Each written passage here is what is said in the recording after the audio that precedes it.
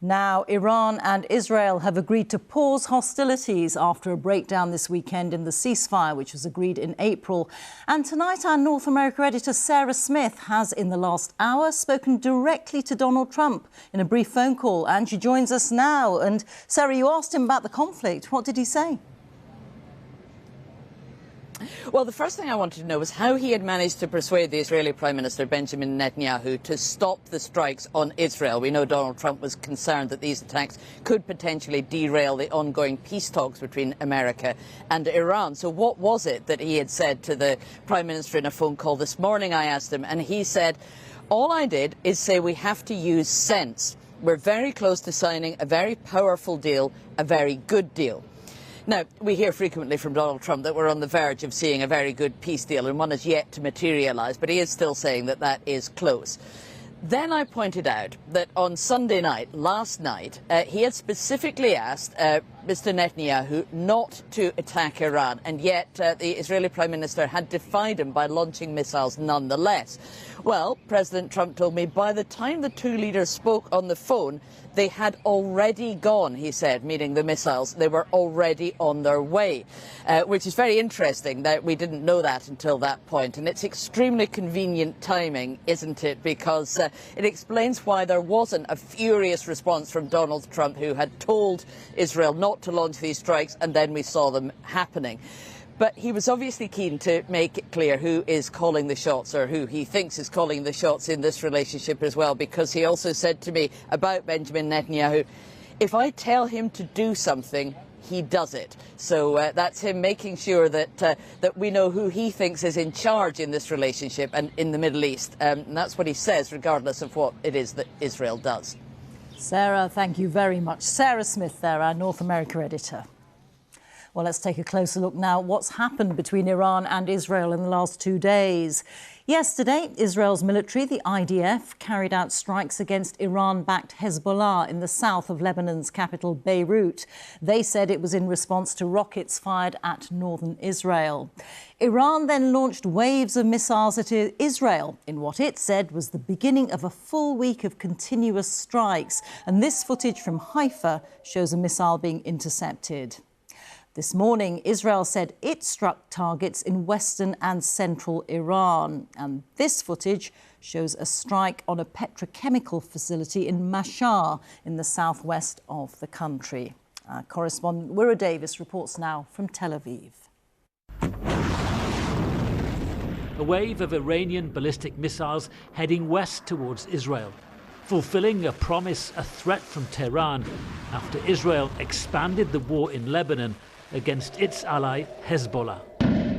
As dawn broke over Jerusalem's holy sites, incoming missiles continued to be intercepted by Israeli defences. One did land in the northern West Bank, another near the Palestinian city of Jericho.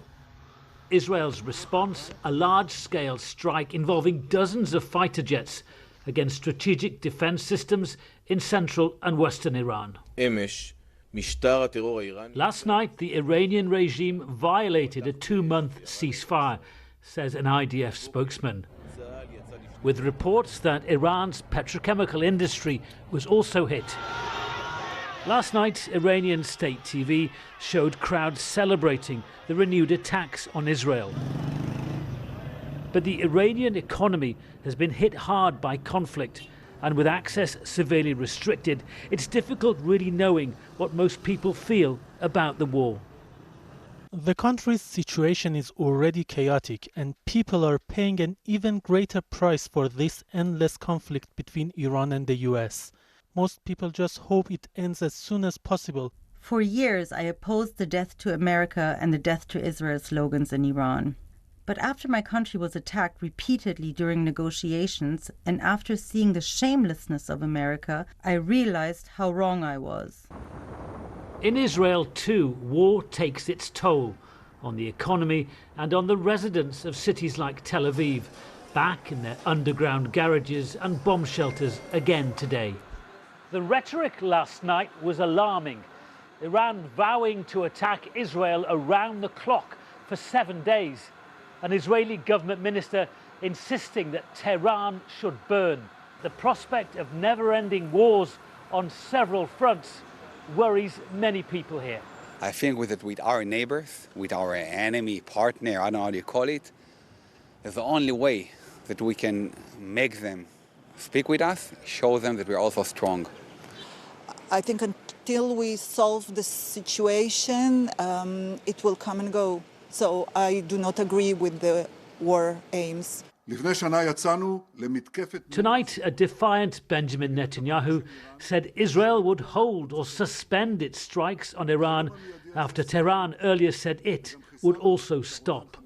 But a longer truce depends on other factors: Israel's ongoing war in Lebanon and all sides making difficult compromises. Wura Davis, BBC News. Let's go straight to Jeremy Bowen, who's in Beirut for us. And Jeremy, what does all this mean for the prospects for peace? Well, it's been a topsy-turvy day, hasn't it? If you think back to how things seemed to be this morning, that they were looking into some really bad scenarios and possibilities. I think what's going on right now is that, first of all, the Iranians have more or less succeeded in linking what happens here in this country to the wider issue of their negotiations with the Americans about what's happening in the Gulf. Now, they believe they're emboldened and they believe that they can improve their strategic situation and come out of this more stronger than they were before it started. Now, Mr. Netanyahu, the Prime Minister of Israel, I think will be in not a particularly happy situation tonight. He has been trying and saying repeatedly over the last couple of years that using Israel's force and power, he can remake the Middle East. Well, I think the Middle East is being remade, but not in a way that he wants. He is against this linkage with Lebanon, but it's something that he may have to accept if President Trump insists that that is the case. Now, there is a lot of coordination between Israel and the States, so it's quite possible that the Americans did know what the Israelis were doing, and some of this row between them is a little bit performative, that a message is being sent to Tehran. But I think, bottom line, this is not going to end in terms of the consequences of the attack on Iran on the 28th of February. These consequences are going to unfold, not over weeks or months, but over years. And so we could be looking at a long and very unstable and dangerous period.